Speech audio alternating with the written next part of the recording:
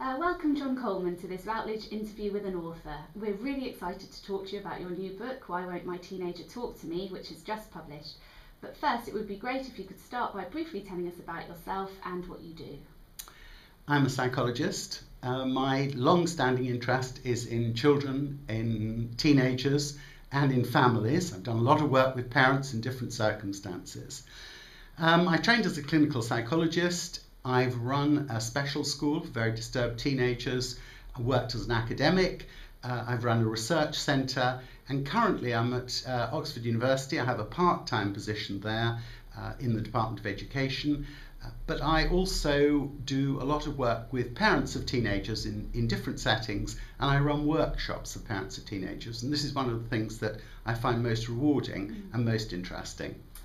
Thank you. I can see you've got a lot of experience in working with teenagers, but what actually motivated you to write a book? I've believed for a long time that there isn't enough good material and information for parents of teenagers. There's a lot for parents of younger children, not so much for parents of teenagers. And so I've always been interested in how to get better quality information to parents of this age group. I've made films, I've done television programs, but I haven't ever written a book. And it seemed to me that this was a really important thing to do. And I was particularly struck by the issues around communication between parents and teenagers. And so I decided to focus this book particularly around communication. So obviously you've got your communication angle, but what else do you think might set your book apart from all the other books there are on how to relate to your teenager and parenting? One of the things that struck me very much is that parents often feel at a loss, puzzled about how to be an effective parent of a teenager.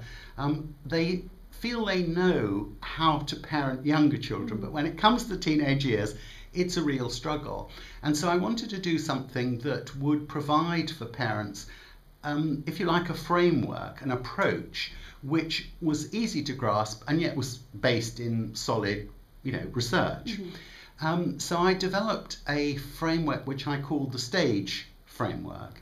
And essentially this identifies 5 key dimensions of parenting, which are easy to understand, but are based in research, and which I believe if parents, can get hold of these, the ideas behind them will make things very much easier for parents and improve relationships between parents and teenagers. That sounds excellent. So you focused the book on communication. Do you have any particular ideas for encouraging communication with a child who doesn't want to talk or who might even be hostile towards their parents?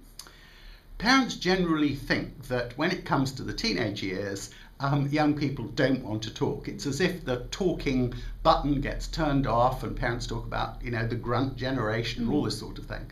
Of course, the thing is, it's actually exactly the opposite. Teenagers do want to talk, and they do want to talk to their parents, but they want to talk in a way that feels safe to them, at the times that they feel okay.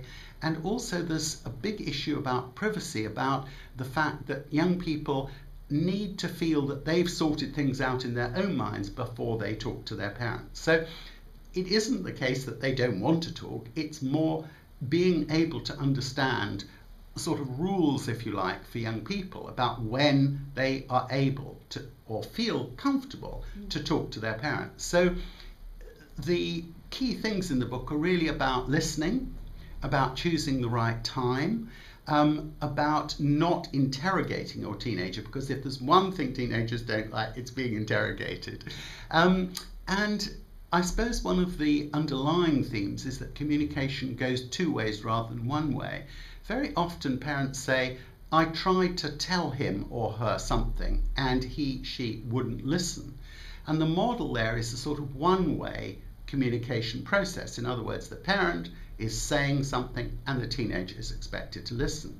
But of course, communication is a 2-way process, and someone is much more likely to listen if they feel they're being listened to as well. So a key theme in the book is really about communication being 2-way rather than 1-way.